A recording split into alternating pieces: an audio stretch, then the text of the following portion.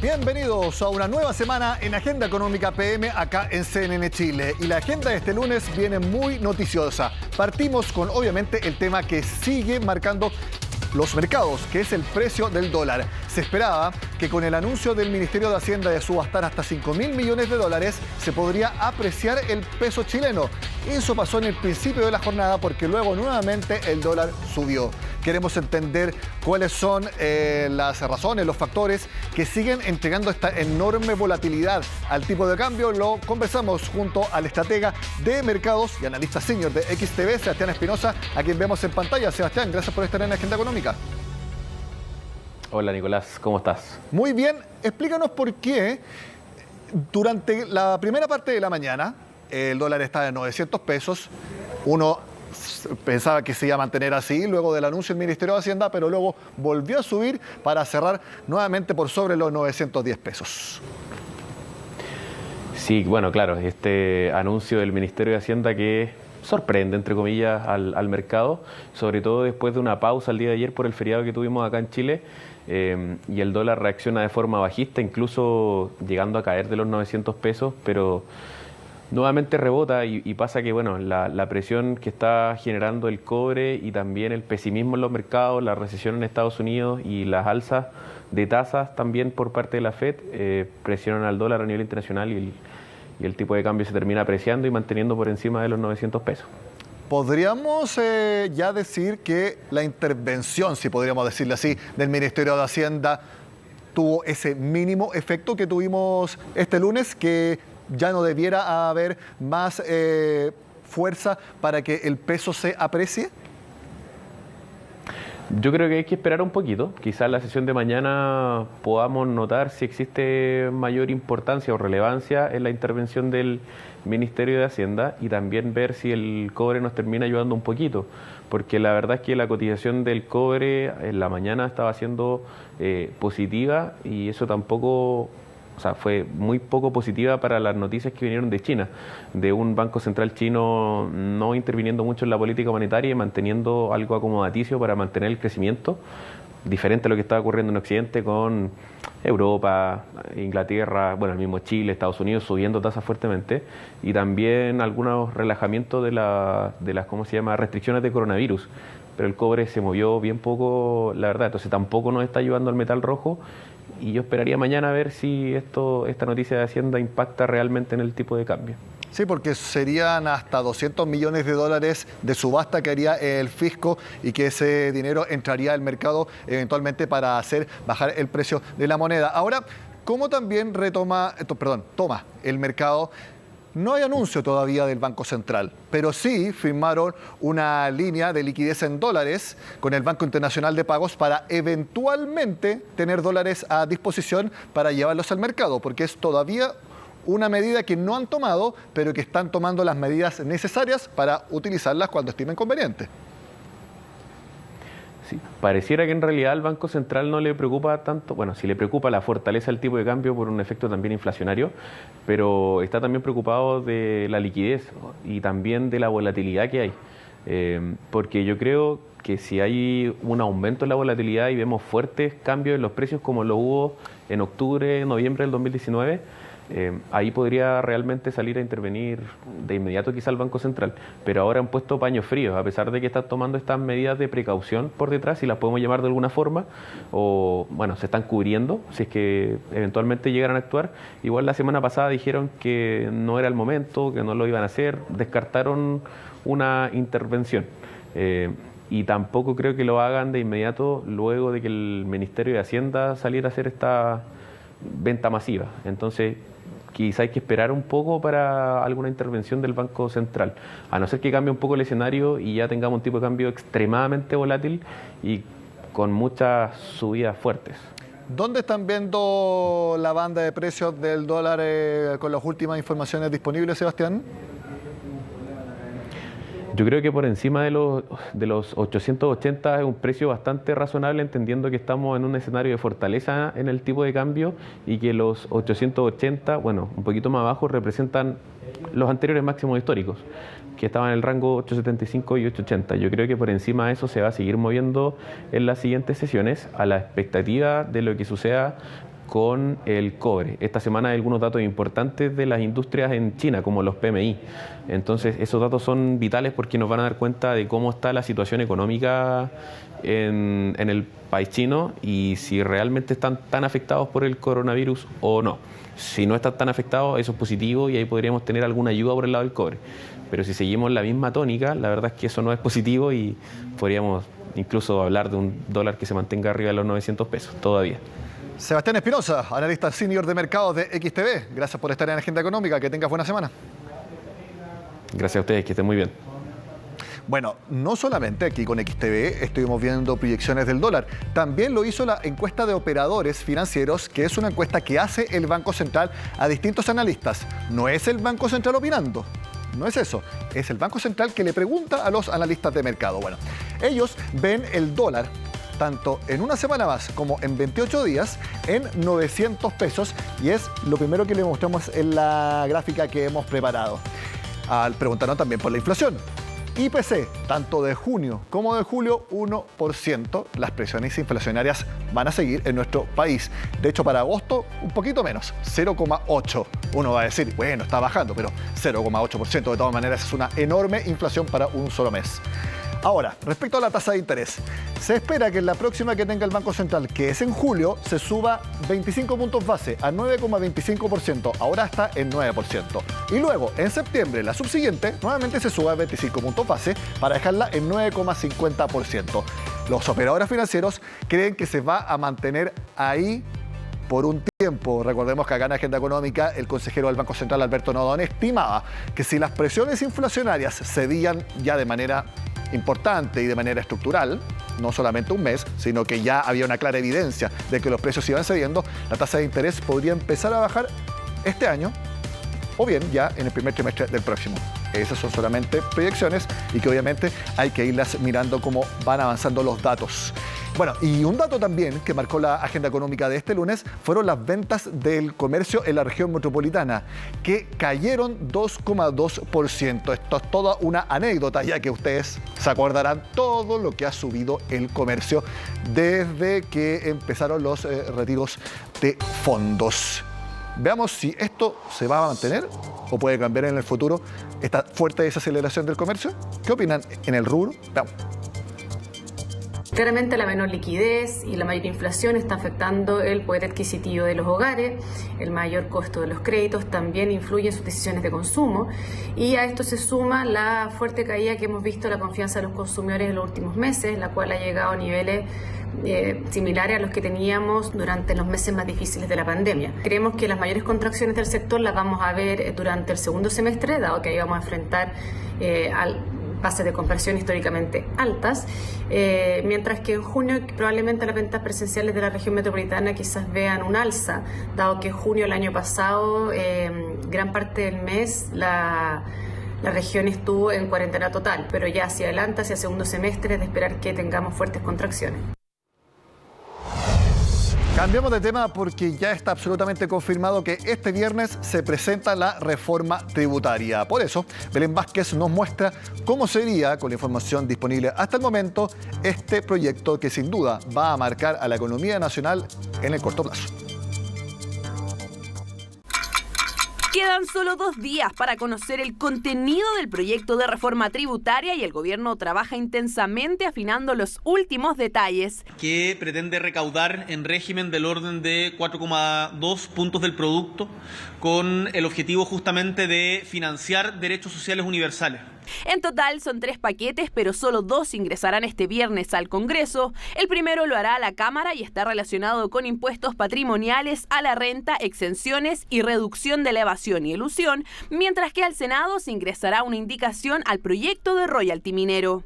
El tercer paquete relacionado a impuestos correctivos y rentas regionales entrará post plebiscito de salida, toda vez que si se aprueba la nueva Constitución podría haber cambios que incorporar. Y efectivamente es habilitante para todo el resto, ¿no es cierto? Porque para poder financiar la expansión de derechos sociales se requiere hacer esto de forma responsable y eso requiere más recursos del Estado, por lo tanto requiere una reforma tributaria. Para sacar adelante el puntal de su programa, el Ejecutivo realizó diálogos sociales por más de un mes y medio y de ellos extrajo, por ejemplo, la necesidad de incorporar transparencia y eficiencia en el uso de los recursos.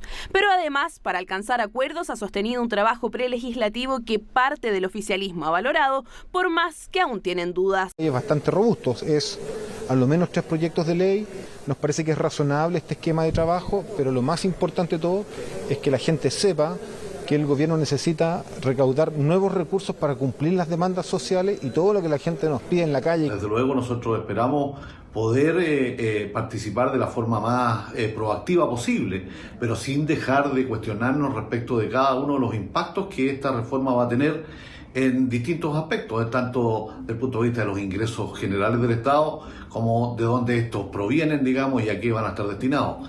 Algunos parlamentarios creen que todavía queda espacio para hacer mejoras y la oposición se ha abierto a llegar a consensos pese a que se quejan por lo apresurado del debate y la poca información que manejan previo a la presentación del texto. Hasta ahora no tenemos ningún detalle de cómo viene la reforma tributaria. Lo que sí sabemos es que el gobierno le quiere dar una tramitación rápida y eso es una muy mala idea. Estamos abiertos a discutir cualquier tema, estamos abiertos a llegar a acuerdos, pero para eso el gobierno tiene que tomarse en serio el debate legislativo. Es lógico que el gobierno quiera dividir la reforma porque tiene materias que van a ser de muy larga discusión, como por ejemplo si el gobierno pretende desintegrar el sistema tributario, y otras que van a ser de más rápida resolución, como por ejemplo todo lo que tenga que ver con elusión, evasión y términos de exenciones tributarias. Nosotros vamos a aprobar rápidamente esa primera parte, que nos creemos que hay un acuerdo generalizado.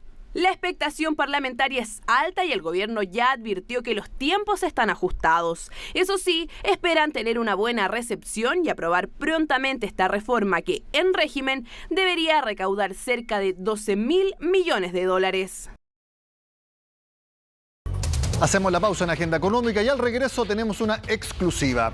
La semana pasada en Toronto conversamos con la ministra de Comercio Internacional de Canadá, que apoya que Chile ratifique el TPP-11.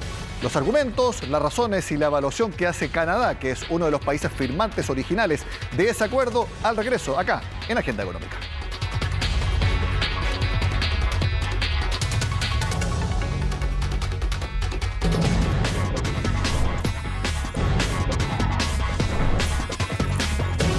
Canadá fue uno de los 6 países que originalmente firmaron el TPP-11. De hecho, está en funcionamiento desde diciembre de 2018. Como han pasado casi 4 años, es momento de hacer una evaluación del gobierno canadiense respecto a este tratado. Para eso estamos en Agenda Económica con la ministra de Comercio Internacional, de Promoción de Exportaciones, de Pequeños Negocios y también de Desarrollo Económico. Me refiero a Mary Ng. Ministra, gracias por estar en Agenda Económica.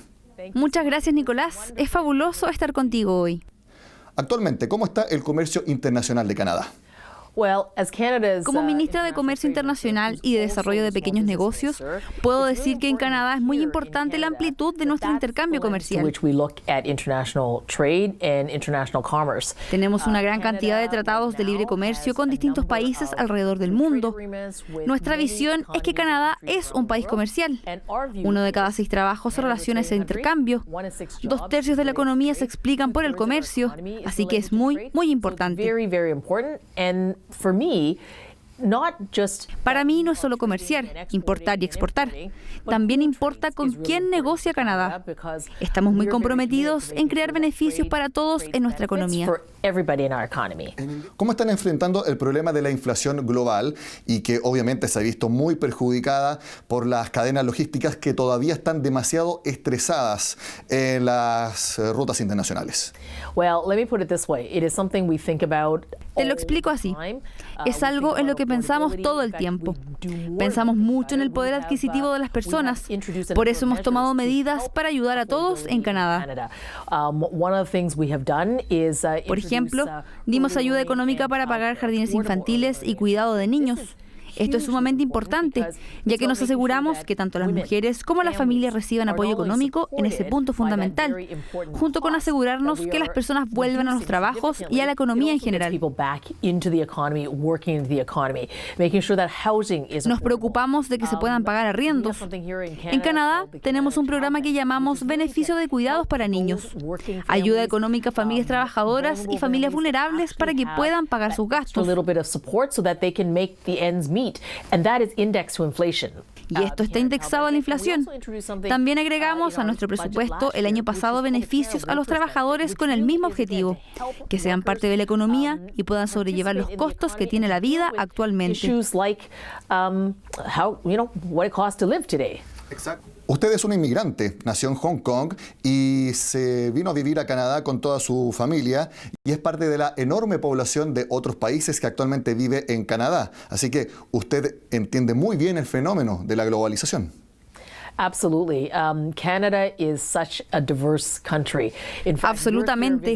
Canadá es un país sumamente diverso. Prueba de eso es que estás acá hablando conmigo en mi oficina.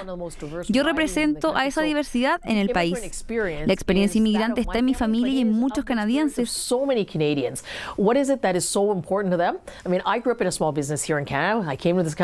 ¿Por qué es tan importante? Yo crecí en un pequeño negocio en Canadá. Mis padres abrieron un restaurante al llegar acá. Me criaron ahí, trabajé en el restaurante, aprendí a hacer delivery cuando me dieron mi licencia de conducir, aprendí los valores del trabajo duro. Así, uno contribuye a los beneficios de la economía en Canadá.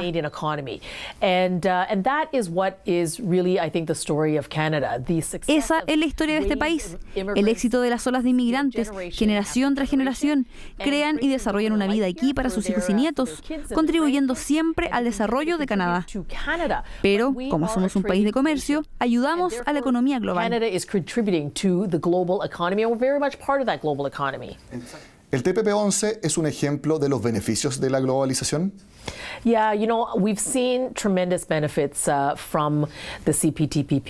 Hemos visto tremendos beneficios del TPP-11. Hemos visto que las exportaciones e importaciones aumentaron con los países que han firmado, incluso han crecido con Chile. Pero lo que más destacamos como Canadá es la parte inclusiva y progresiva del acuerdo.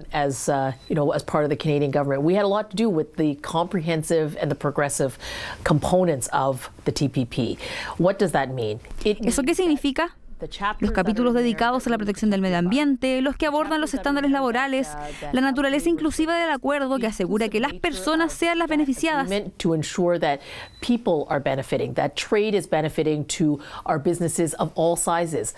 Igual que los negocios de todos los tamaños, incluyendo los pequeños y los micro. También las mujeres emprendedoras, los indígenas emprendedores. De hecho, Chile y Canadá son parte del Acuerdo Global de Comercio y Género. Nos enorgullece trabajar juntos, ser líderes en ese sentido, que las mujeres se beneficien de nuestras economías.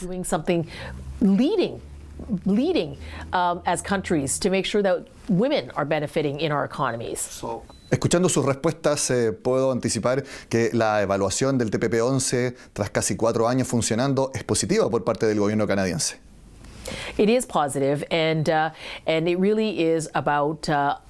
Sí, es positiva.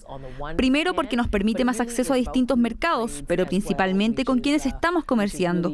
Porque para Canadá no es solo el TPP-11, tenemos muchos tratados bilaterales y multilaterales. Por ejemplo, acabamos de renovar el NAFTA, que es el Tratado de Libre Comercio con Estados Unidos y México. También lo renovamos con la Unión Europea. Estamos negociando con otros países.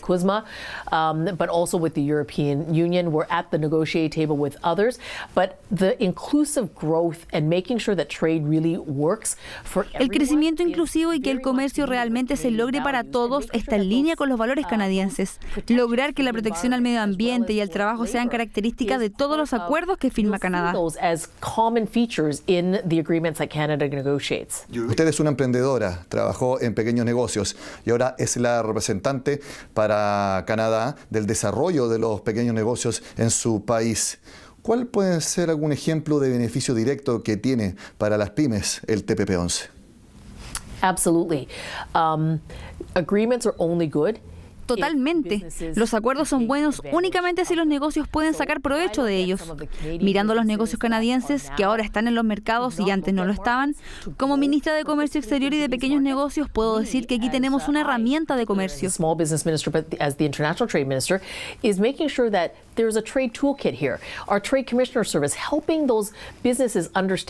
Debemos ayudar a que las pymes entiendan las oportunidades en estos nuevos mercados. Tenemos un programa de aceleración comercial para que puedan desarrollar un plan de exportación. ¿Cuáles son los mercados que tienen las mejores ventajas para cada uno? Hay que acompañarlos y apoyarlos en estos nuevos destinos. Tenemos agregados comerciales en todos los países para asesorar a que los exportadores puedan crecer, no solo vendiendo, sino que también haciendo alianzas estratégicas. En resumen, vemos a pequeños negocios, a negocios de mujeres creciendo. De hecho, yo voy a Chile en enero con una misión comercial de liderazgo de mujeres comerciantes, porque aquí hay muchas oportunidades para negocios canadienses colaborando con los chilenos. Esas asociaciones benefician a ambas economías. En enero usted va a ir al país. ¿Va a recomendarle a las autoridades chilenas que firmen el TPP-11? La posición de Canadá es entusiasmar a que todos los países ratifiquen este acuerdo, aunque respetamos lo que pasa en cada país. Ahora, desde el lado canadiense, puedo compartir todos los beneficios que este acuerdo ha traído para la gente, para la economía, y que se logran trabajando juntos. Es un acuerdo de altos estándares. Para los negocios acá y los de nuestros socios, les diría que miren detenidamente algunos beneficios, porque realmente están ahí.